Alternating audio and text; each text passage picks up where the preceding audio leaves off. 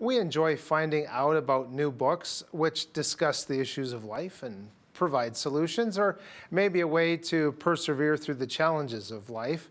One book that has made a big splash here in Canada is the satirical work of Derek Smith from Calgary, Alberta.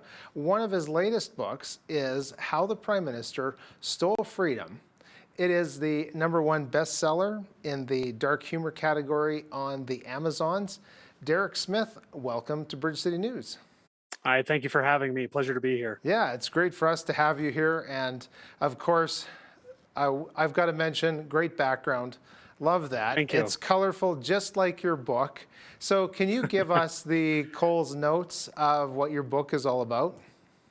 Well, How the Prime Minister Stole Freedom was a passion project after watching the events that unrolled during the Freedom Convoy. As the pandemic rolled on and I seen what it did to people's mental health with lockdowns, with restrictions, um, after watching the live streams and seeing what it felt to be Canadian again, to see this group of people speaking out for frustrated Canadians as well as for an industry that desperately needed people to speak out for it, I knew I wanted to get into the satirical realm with books, and we kind of wanted to do something that was geared towards adult but drawn towards the child aspect. And I started thinking about the Grinch, and I started thinking about all these different ways that we could fit in some of the jokes when it came to Justin Trudeau, because let's be honest, his gaffes kind of write the material itself. So at the end of the day, we took a lot of those jokes and put them into the book. We touched on the Freedom Convoy, we touched on the lockdowns, and it resonated with people and just took off. And it's been an astounding career moving forward. I've met some wonderful people, and we've really, I guess, touched some people where they needed to be entertained and have the need to laugh again because people had forgotten over those 2.5 years. And I think that was the most important aspect of this book, was to give people a chuckle. Right. So did you have the opportunity to attend the Freedom Rally in the nation's capital last year? So I was unable to do that because, again, of restrictions and flight restrictions and whatnot. Being in Alberta, I did not get on board with the convoy. I was watching a lot of the live streams that were going on, and kind of getting into some of the YouTube channels. In fact, one of the YouTubers who propped our book up and got it noticed was Clyde Do Something, who started his channel around that time of the Freedom Convoy and has gained very notable traction since then, and has since become a very good friend of mine, and very informative. I would highly recommend anybody who hasn't heard of him to go check out his channel. Talking about the colorful background that you have, and your book is very colorful, why pick the style of satire and parody for this book that you have? Well, if there's one thing I've noticed, that whenever opposition comes to be critical of our current government, it's often met with, we'll just say, a smothering boot, so to speak. People don't want to hear criticism when it comes to the current prime minister or his policies. And I've always been told that comedy is the best form of therapy. So when it came to a lot of the things that we put in the book, I mean, we've got the jokes on the blackface incident, the paper drink box, water bottle sort of things, a lot of his different policies, saying he's sick and hiding in his house. I really, again, when I started thinking about the Grinch book, it started to just make sense to me that there were a lot of comparisons that I could really put in line to make a funny story. And at that point, it just became relevant that let's see if there's a market for this. And it turns out there was, and we couldn't be happier. Right. So do you feel a bit like a court jester? A little bit. It's funny you mentioned that when the book launched and we were featured during its takeoff days by the National Post. And the day that article reached out, I was contacted by an agent who said he had a client who was interested in talking to me. Turns out that client was Preston Manning. And Preston Manning reached out to me as a fan. He had purchased the book, he'd read the book and enjoyed it. And that the court jester speech is actually what he included in his email to say, back in the old times, the court jester was the only one immune from mocking or satirically pointing fingers at the king. So he says, you've kind of turned into Canada's court jester. And that is, a title I'll happily accept at this point. Well, and especially from Preston Manning, you're in good company with Absolutely. him. And it is true that we can have comedy, we can have mainstream media and independent media and those things, but that role, whether it was 500 years ago in a king's courtroom, so to speak, or now, we still need the work of that court jester. So speaking of being surrounded by people, you were around people considered last year, especially to be the unacceptable fringe. What is the biggest misconception that maybe you still hear talked about regarding those who participated in the Freedom Rally in Ottawa? Well, it's funny you ask because during my time with this book, one of the people I've come into contact with and become very close friends with is, in fact, Tamara Leach. And she's introduced me to a plethora of people from Keith Wilson, the Eva Chipiuk, the Freedom Convoy board themselves, several people within the workings of that. And what I find is that the news always reports one thing and what you see in front of your eyes is another. Anytime I see any article that tries to villainize what happened or suppress what went on, I always look at it with a grain of salt and say, it's unfortunate. People can't meet these individuals head on and see what kind of people they actually are. Anytime I've spoken with Tamara or see Tamara, I'll tell you right now, she is the kindest, nicest, noblest person I've probably ever met in my life. I don't know if she has a bad bone in her body just because she's so friendly and caring. I always make the joke that she's Canada's mom. She kind of looks after everybody. But it's been an absolute pleasure to be around those people. I think that the purpose they set out to accomplish in Ottawa was achieved, despite the silencing of Tamara and the unfair lockups.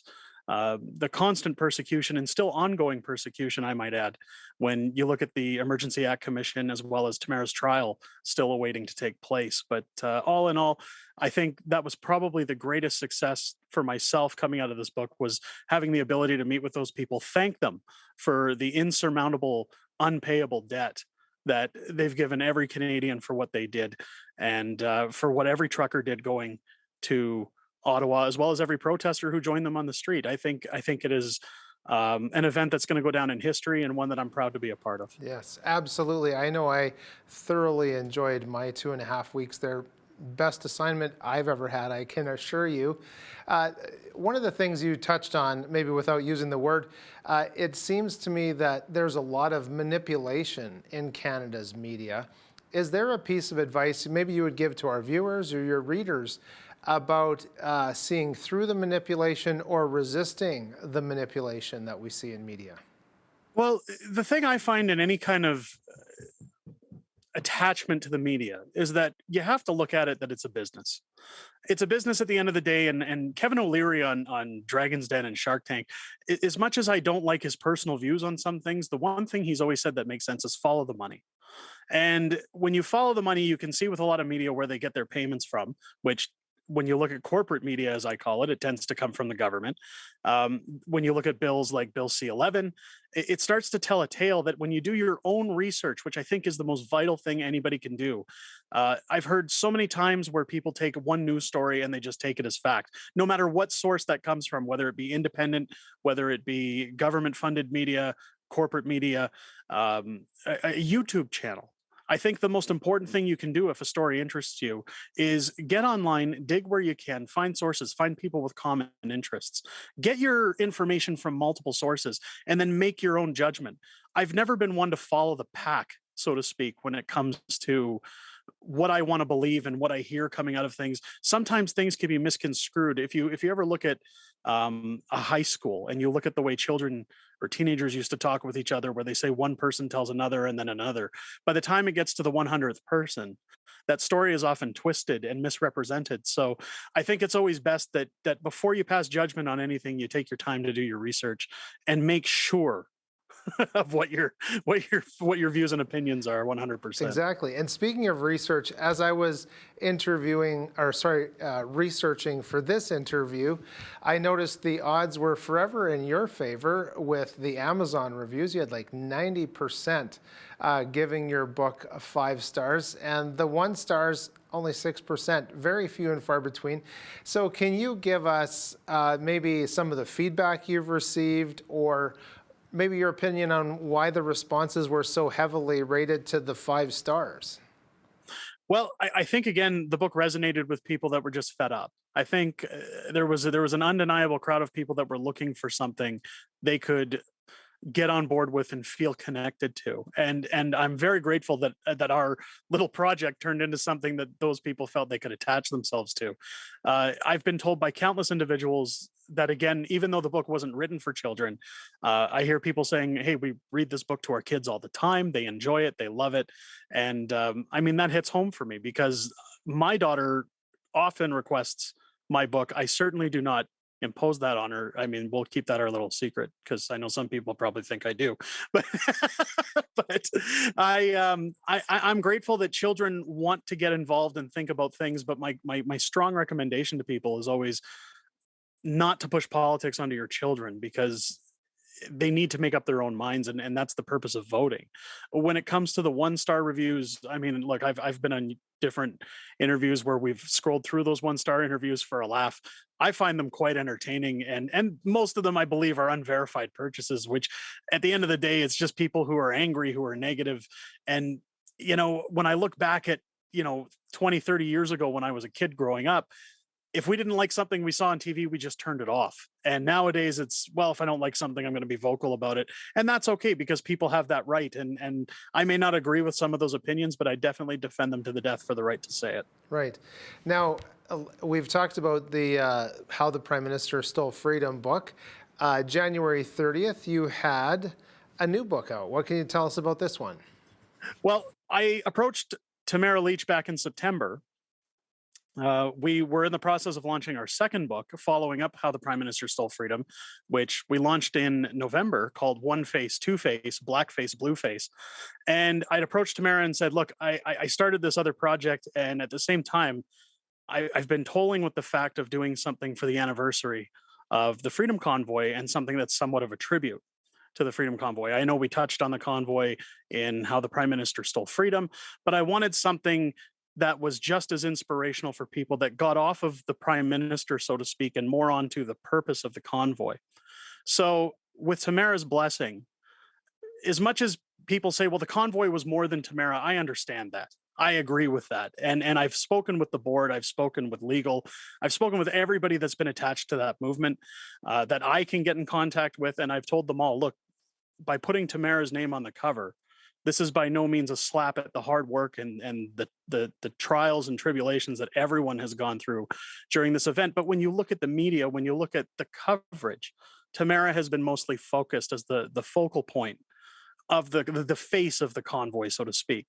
Now, part of my concern was also the treatment she's received in terms of being thrown into jail twice, the unfair treatment of not being allowed to be online, to have a voice, to be suppressed. So I really wanted to put a book together that kind of kept her relevant in the public eye and kind of told the government that she's not going away anytime soon. And to also pay tribute to the convoy, which I think we've done fairly in this book. And I really hope people enjoy it. Yes. Well, I know I'm looking forward to reading them both. I was going to mention that hold the line was a very popular phrase that I heard when I was walking the streets of Ottawa. And I will say, as we've been on the subject of Tamara very briefly, I echo your statements, a wonderful person, of course. But that Thursday when they arrested her, it was definitely like that whole situation was a chessboard and they had taken the queen of the people off the board. Some people might think that's seditious, but that really seemed to me to be what it was. As people read your books, what do you hope they'll take away from them? Honestly, at the end of the day, the purpose of my books are to inspire and to entertain. If people come away feeling like they got their money's worth and they had a good laugh, that they feel that burning of being a Canadian inside of them again, I feel I've done my job. My books are never written on a scale to try to influence or sway one person to the right or to the left. I've always said numerous times in multiple interviews, I'm very party neutral when it comes to voting. I try to keep an open mind, just like I do with my news sources, that I want to be educated on what's out there. I feel votes are important no matter where you live, despite people's feelings of electoral reform and representation, so to speak. So at the end of the day, if people come away feeling like they've been entertained and they feel better about themselves, that at the end of the day is the end goal. Right. So we've circled back to the court jester. But before we go, because unfortunately we're out of time, can you tell our viewers how they can get your books? Absolutely. So currently the only publisher that will hold our books is Amazon, and you can find them over on amazon.ca, amazon.com, or worldwide on any Amazon site. I believe they are available for purchase both digitally and physically. You can find all of our books there, from How the Prime Minister Stole Freedom to One Face, Two Face, Black Face, Blue Face, as well as our newest Tamara Leach, or Hold the Line, The Ballad of Tamara Leach. Right. Derek, thank you very much for joining us today. Thank you so much for having me. It was my pleasure to sit down with you. For all of us here at Bridge City News, I'm Michael Clausen. Thanks for watching.